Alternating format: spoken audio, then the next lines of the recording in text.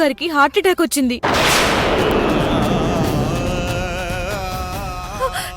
ఏం మాట్లాడుతున్నావు మంగళ? నువ్వు అమ్మమ్మకి హార్ట్ అటాక్ రావడం ఏంటి? బాబు ఒకసారి ఆటో ఆపు. ఏంటి కావేరి, పెద్దమ్మకి హార్ట్ అటాక్ వచ్చిందా? నువ్వుండు కాకమ్మా. మంగళ అసలేమైందో చెప్పు. కావేరమ్మ, పెద్దమ్మ గారికి నిజంగానే హార్ట్ అటాక్ వచ్చింది. నేను భువనమ్మకి ఫోన్ చేశాను. మొన్న అబద్ధం ఆడాను కదా, అందువల్ల ఇప్పుడు కూడా అబద్ధం అనుకుంటున్నారు. నేనెంత చెప్పినా నమ్మట్లేదు. మీరన్నా రండి, నాకు చాలా భయంగా ఉంది. ఇదిగో మేమిప్పుడే బయలుదేరుతున్నాము. కావేరి, ఇప్పుడెలా ఉందంట? కాకమ్మ ముందు మనం బయలుదేరదాం. అటో బయలుదేరు బాబు.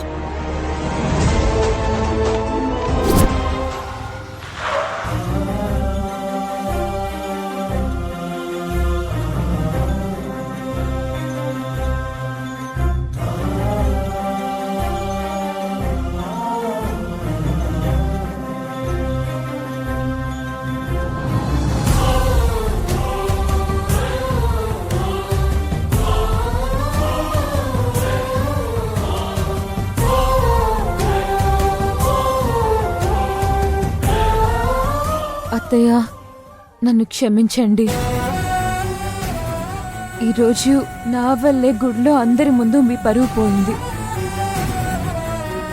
అవును భువనమ్మ, నన్ను కూడా క్షమించండి. మీకేదో మనశ్శాంతి ఉంటుందని ఈ పూజ పెట్టించాను, కానీ ఇలా అయ్యింది. మీరెందుకు క్షమాపణలు చెప్తున్నారు? మీరు నా మంచి కోసమే పూజ చేయించాలనుకున్నారు. మేం బావుండాలనే కోరుకున్నారు.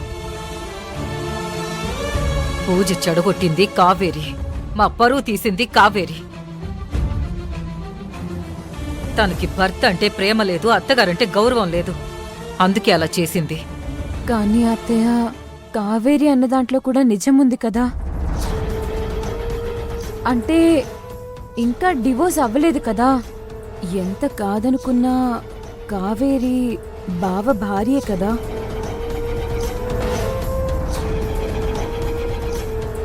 యమజా, నీకున్నంత అమాయకత్వం, మంచితనం ఎవ్వరికీ ఉండవు. నీ కడుపులో పెరుగుతున్న బిడ్డను కావేరి చంపినా కూడా నువ్వు తన గురించే ఆలోచిస్తున్నావు. అవునేమజా, కావేరి గురించి ఆలోచించడం కూడా తప్పే.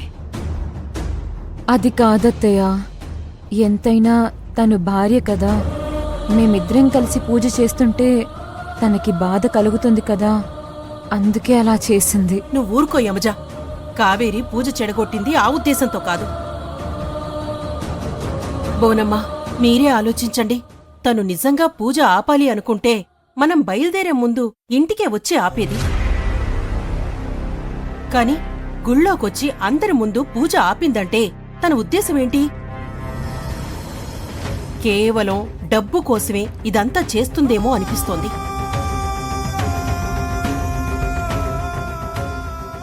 ఏ అలా, కావేరి అలాంటిది కాదు. యమజా, తను మారిపోయింది. ఒకప్పుడు కావేరి భర్తని, అత్తగారిని నెత్తిని పెట్టుకుని పూజించేది. కాని ఇప్పుడు మాటలతో హింసిస్తుంది.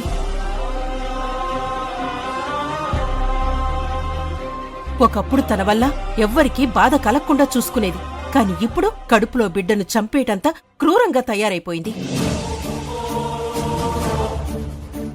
ఒకప్పుడు తనకు డబ్బంటే ఇష్టం లేదేమో, కాని ఇప్పుడు డబ్బు కోసమే చూస్తుందేమో. ఒక్కసారి ఆలోచించు. నాక్కూడా అలాగే అనిపిస్తుంది యమజ. ఇది కావేరితో కాదు, వాళ్ళ అమ్మతోనే తేల్చుకుంటాను. తనకి ఎంత డబ్బు కావాలంటే అంత డబ్బు మొహాన కొడతాను. నా కొడుకు డివోర్స్ ఇచ్చేస్తే చాలు.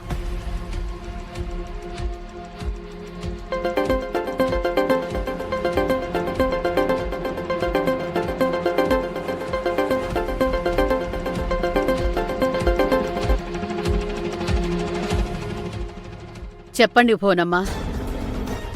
నేను కాదు, నువ్వు చెప్పు. నా కొడుక్కి విడాకులివ్వడానికి, మమ్మల్ని మనశ్శాంతిగా బతకనివ్వడానికి నీ కూతురికి ఎంత కావాలో చెప్పమను, ముష్టి పడేస్తాను. ఎవరి గురించి ఏం మాట్లాడుతున్నావు భువనమ్మా? నా కూతురు గురించి మాట్లాడే అర్హత నీకెక్కడిది? నీ కూతురు నా ఇంట్లో అడుగు పెడితే చాలు అన్న రోజులు మర్చిపోయావా? అవును, ఆ దరిద్రాన్ని నేనే ఏరి కోరి తెచ్చుకున్నాను. ఇప్పుడు వదిలించుకోవాలని అడుగుతున్నాను. గుడికొచ్చి పూజ ఆపింది, అందరి ముందు పరువు తీసింది.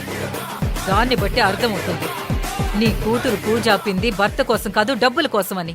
ఏ డబ్బుల గురించి మాట్లాడుతున్నావు నువ్వు? యమజ వల్ల మొత్తం ఆస్తులు పోగొట్టుకొని రోడ్డు మీదకొచ్చి నిలబడ్డప్పుడు నీ వెనక నిలబడింది నా కూతురు కాదా? అప్పుడు ఏ డబ్బు కోసం మీతో ఉంది? నీ కొడుకు తాగుబోతయి రోడ్ల మీద పడిపోతున్నప్పుడు మంచిగా మార్చింది కావేరి కాదా? అప్పుడు ఏ డబ్బు కాసపడింది? ఇంతవరకు నువ్వు యమజ మాయలో పడ్డ భోనమ్మవి అనుకున్నాను, కాని డబ్బు మదంతో కొట్టుకుంటున్న భోనమ్మవి అనుకోలేదు.